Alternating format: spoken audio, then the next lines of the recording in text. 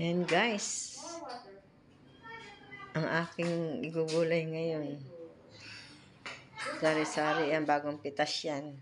Sa garden ng may garden. Pitas ni Samantha yan. O, diba? Halo-halo yan. Meron pang himbabao. Ayun, malunggay. Tapos himbabao. Ayan. Bumili kami ng mga bagong pitas yan guys. Kaya masarap yan na igulay. O, diba? Gulay is life. See? Dami niyan guys. Isang planggana. Oh. Si Samantha ang namitas niyan. Pero yung himbabao, binili niya yan kahapon.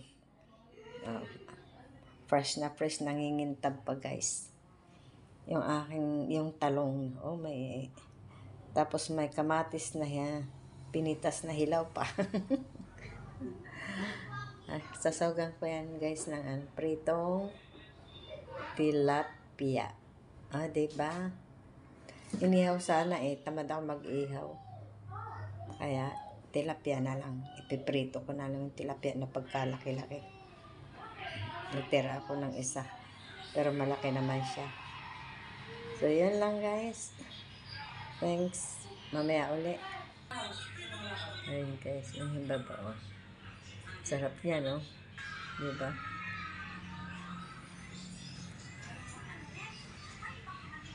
Kumakain ba kayo niyan? Oh, ayun pa. Tsaka yan, paghalu-haluin ko. Magtitira ko ng 2 para sa 2 balot ng himbabao. So, yun lang guys. Mamaya na ulit. Bye!